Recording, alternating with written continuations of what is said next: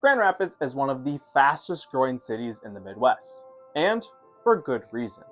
It has many breweries, many job opportunities, and a relatively stable housing market. But what is the truth behind Grand Rapids, and should you consider moving here in 2026?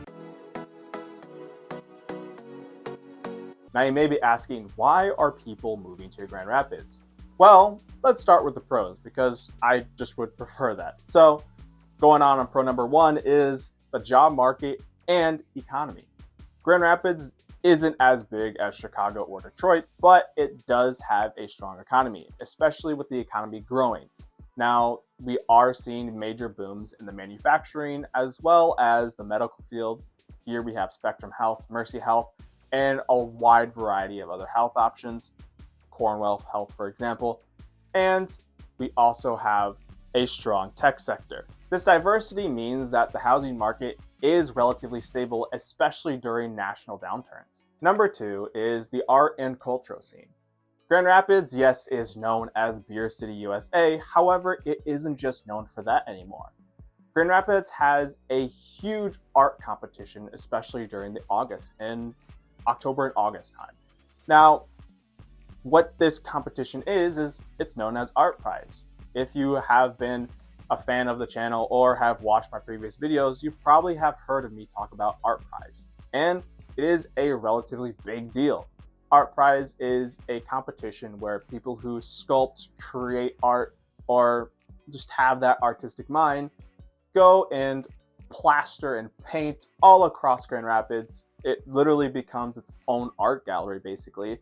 And you can pretty much see all the art that have been differencing in people painting on buildings. Some of that paint still remains to this day. Or, for instance, we've had someone create a lake monster before. And all in all, it is a really good scene, especially to be a part of. So it's one of those downtown areas where you could walk downtown and just see a ton of art.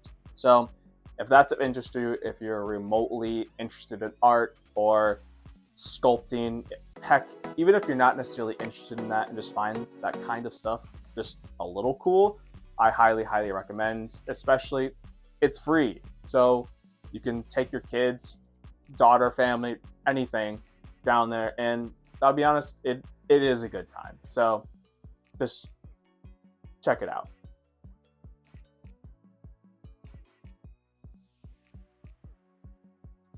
Number three is affordability. Now, on to my previous point where I mentioned Chicago and Detroit. When you are comparing those cities to Grand Rapids, yes, because it isn't as big of a city, Grand Rapids is going to have better affordability. Now, saying that, Grand Rapids does have quite a big, not reputation, but Grand Rapids market is still moving relatively fast, and homes that are within that affordability range typically do go fast and aren't on the market for too long. But that's not all. The cost of living is below the national average, which for people who are young professionals or families is a huge draw for them. Next is the great outdoors. Yes, some people love being in a relatively big city with lots of things to do. However, wouldn't it be nice just to travel maybe 30 minutes out and go to the lake? Well, that's exactly what Grand Rapids has. In Grand Rapids, you are 30 minutes away from Lake Michigan, which means that, say, if you wanted to go to the beach, you're simply 30 minutes away. Moving on to number five is the neighborhoods. Grand Rapids is full of historical and relatively amazing neighborhoods. And not just that, the neighborhoods have huge walkability. And the revitalization of the Bridge Street corridor, you can find a community that almost perfectly fits your personality. Harsh truth number one is the housing market is still fierce. Grand Rapids, yes, does have a decent housing market, and I did kind of highlight this on my pros section, but the job market, the Grand Rapids housing market is still fierce. And that is kind of a negative draw to some people, especially those who don't necessarily want competition. The national average says the market is cooling, but in Grand Rapids, especially in the 250,000 to 400,000 range, inventory is still critically low. you're extremely likely to face competition. And if you're not pre approved, you could end up missing out on that house, which kind of sucks. Moving on to hard truth number two, and it's the commute. The commute is real and it can be brutal. People look at the map and think that traffic is non existent. It's not. On the S curve on US 131, it could potentially bottleneck on I-96 and can be brutal during rush hour. So if you're commuting like a popular suburb from Rockford or Hudsonville, gonna be honest, it is more likely to be a 45-minute drive each way. So if you work downtown at neighborhoods closer to the core or anywhere near there, it's going to be difficult for you. Hard truth number three is lake effect snow. Yes, welcome to Michigan. We do get a lot of snow, and lake effect snow is no joke. You need to budget for higher heating bills, especially in older homes. If it doesn't have good insulation, you could be at risk there. Con number four is the property taxes are complex. Property taxes in Michigan aren't just all around West Michigan all the same. And that really sucks, especially for people who are just in more expensive areas. Like, there is a line, you could be just past that line, and your property taxes could almost be double, if not triple, which is very, very bad. They vary wildly between the city and the surrounding townships and suburbs. A home in Grand Rapids might have a different rate than one that is in a nearby township. And con number five is Grand Rapids is kind of like its own little hyper bubble. Now, what I mean by this is the market kind of catches people off guard. What happens in East Grand Rapids can be completely different from something that happens almost 5 minutes away. The thing is, you can't just rely on local market data. You need in-depth data when it comes to either school zones, potential building areas, zoning. The list kind of goes on, and that's where you need local expertise to kind of guide you. Now let's get into a quick fire Q&A. This is where I've been asked questions and I feel like you guys would benefit from the answers. So I've gathered a few questions from people that have asked me before, and here are my answers to those.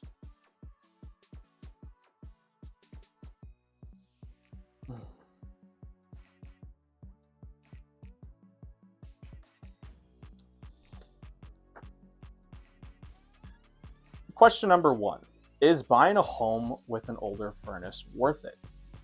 Well, I'm going to be honest, it kind of varies. Now, if that furnace has been relatively recently serviced and the maintenance is up on it and they haven't had an issue with it, then I can kind of see why taking a risk on it wouldn't necessarily be that big of a deal. Now, let's say if you go look at the house and they're like, oh yeah, it's been it's not furnace, it's been inspected and etc. And you look on, because on furnaces you can kind of look at like the inspection sheet if they did have it inspected recently. And I've seen homes that, yes, even though 2012 didn't seem that long ago, that's over a decade ago. So just be wary of that, because yes, an older furnace can be of major concern, especially for a first-time home buyer, that furnaces don't last for 20 years. So again, it's kind of one to be wary about. And if the furnace is in good condition and has been serviced relatively well and maintained well, I wouldn't necessarily have as big of a concern. Yes, the age is a concern, but again, if it's been consistent, it isn't as big of a concern. Plus, if it is a major concern for you guys, especially for first-time home buyers or anyone else who is buying a home, you can get a home warranty on that. So you can kind of negotiate that within your parameters of the contract and say, hey, would it be all right if you paid for a home warranty for me? Because again, a lot of people just want that clarity. So if you do find a home with an older furnace, it's been well maintained, and you kind of just want that, okay, I just want this for a year, 2 years, or however long, so I can feel more confident. And if this happens to go out, I'm not out like 10 or more. Then yeah, I would highly recommend. Again, doing your research is kind of important, and yeah, that that's kind of where it ends from there. Question number 2 is, which neighborhood is the best for young professionals? It kind of ranges, I'll be honest. It can go from East Town to the Bridge Street corridor. It kind of depends on what type of life you are looking for. Some people like the desirability of living in downtown, having that walkability to go to a bar anytime, or a comic store, things like that, or just be able to walk around downtown. Some people like that, so it is what it is, I'll be honest. But those are the areas that I would recommend for young professionals. But again, not everyone is the same. Everyone has preferences. So again, that's just my recommendation.